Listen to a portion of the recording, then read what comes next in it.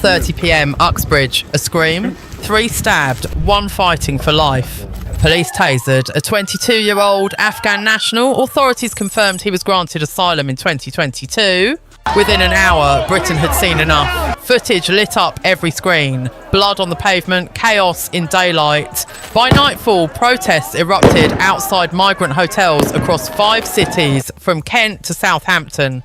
They were funded by British taxpayers, and now they've turned the knife on Britain's own sons. £8.2 million a day, 51,000 housed in hotels. How many more warnings before Britain erupts? Stay with Brit Alert News, because what's coming next begins inside the Commons. Inside the House of Commons, tempers flared while the blood on Uxbridge's pavement was still wet. Arrivals are up more than 50% when compared to the same period before the election. Illegal arrivals up 52%. Hotel use up 47%. And yet less than 2% of those who cross illegally are ever removed. The Home Office calls it progress. Britons call it betrayal. And while Westminster rehearses its lines, the streets outside are already breaking. Labour calls it humanitarian management. Conservatives call it system strain. For millions of taxpayers, a government that's lost control of its borders and its people. Parliament adjourned in noise, not answers. And outside, Britain's patience finally broke. Free hotel, free food, free trainers, free money. Southampton moved first, 60,000 on the streets, flares in hand, banners raised. Portsmouth followed with 35,000 more.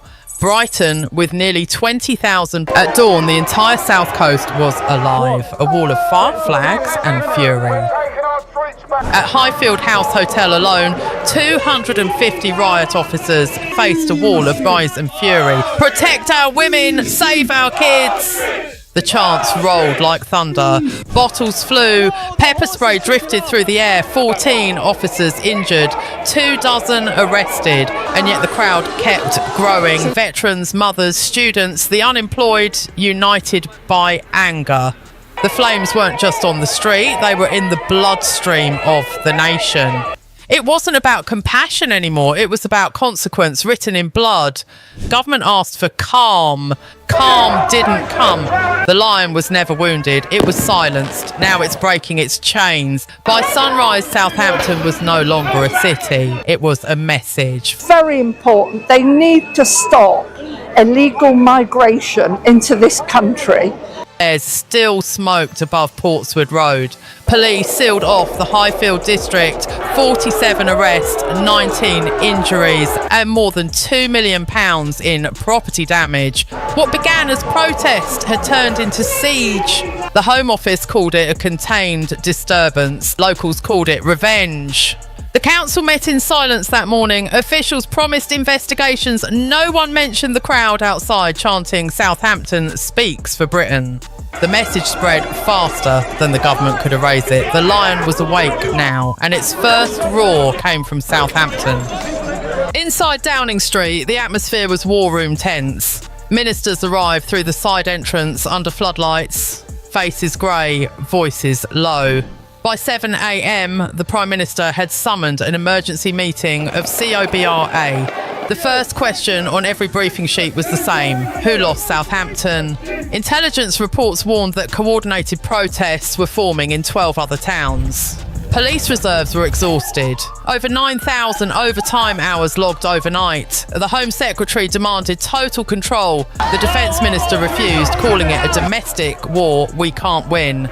Leaks began within hours. A memo titled "Operation Restore Silence" surfaced online, outlining curfew zones and media blackouts. It spread faster than the government could deny it. By midday, the stock market dipped 2.8%, and foreign press described Britain as a democracy in recoil. Inside the cabinet room, voices rose. Someone shouted, "You can't police 67 million people." No one answered. The Prime Minister stared at the red briefing folder marked National Order Act Draft. He didn't sign it, he just whispered, "Contain it." But the truth was already out, and the country was no longer listening. By noon, the split inside government was public. 2 cabinet ministers refused to endorse the crackdown. One resigned live on air, calling it a betrayal of the British character.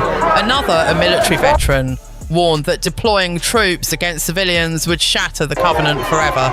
Still, the Home Secretary pressed forward. 2,000 soldiers were placed on standby under Operation Fortress. Armoured vehicles moved toward the south coast. The official line, logistical support. The footage, though, that told another story. Convoys under Union Jack flags, heading toward a city still reeling from smoke and glass. Civil servants leaked more files. Police morale down 37%. Public confidence down 62%. And somewhere between those numbers, Britain felt the ground shift. A source inside Whitehall described the mood in 3 words: fear of ourselves. Outside number 10, reporters shouted questions that no one answered. The Prime Minister hadn't appeared for 31 hours. The gates trembled under the weight of flashbulbs and silence. Inside, aides drafted one sentence for the evening statement: the government remains in control. But no one believed that anymore. By nightfall, the blackout began. Major broadcasters replaced live coverage with nature segments and cooking shows. Social media throttled videos tagged Southampton, but the truth had already multiplied. Mirror copies, proxy uploads, foreign servers. Within 24 hours, 47 million views. The footage was raw: an old woman screaming through tear gas, a line of police shielding an empty hotel, a child waving the flag upside down. Every image undercut the narrative of order. BBC insiders leaked internal memos marked public reassurance package. ITV presenters refused to read the scripts. For the first time in years, the press broke rank. A front-page headline in the Herald read simply, "What are we defending?" That question echoed louder than the protests. It reached classrooms, barracks, even churches. Priests began quoting psalms about false kings and blind shepherds. In a country that once prided itself on stability, the silence from power became the loudest sound. And across Britain, people stopped waiting for permission to speak. They filmed, they shared, they remembered. And the digital blackout turned into the brightest night the country had ever seen. 36 hours after the first riot, the Prime Minister finally appeared. A national address filmed under harsh white light, no flag, no applause. Arrivals are up more than 50% when compared to the same period before the election. Southampton, an isolated security breach. But the words fell flat.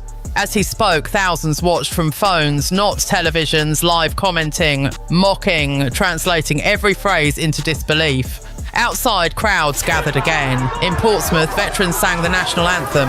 In Nottingham, teachers held candles. In Manchester, 10,000 stood in silence for the injured and the ignored. The anthem echoed line by line.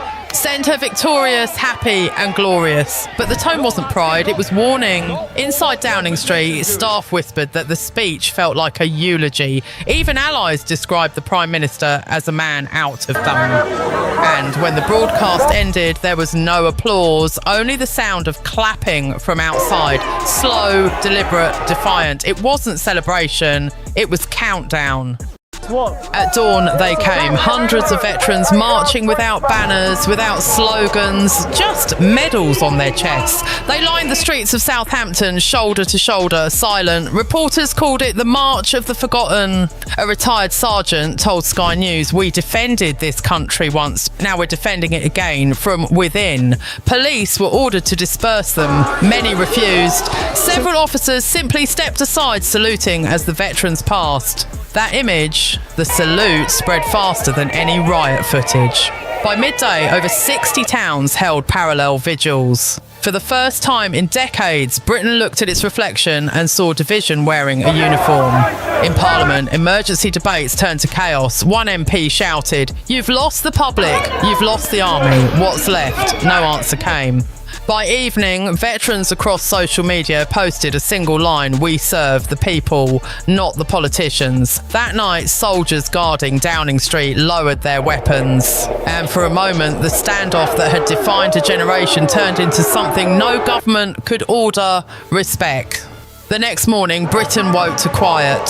No speeches, no press, just streets swept clean by exhaustion. But under that silence, something irreversible had shifted. The government held on, technically, but authority had already left the building. Power was now in the hands of the people who refused to forget. From Uxbridge to Southampton, from the Commons to the coast, the same truth echoed in every home. Britain was never broken, just unheard, and now it was speaking again. The lion wasn't returning to sleep. It was watching, waiting, remembering what it means to roar. This is Brit News. If you stand for truth, subscribe now and stay with us because the next roar is already coming.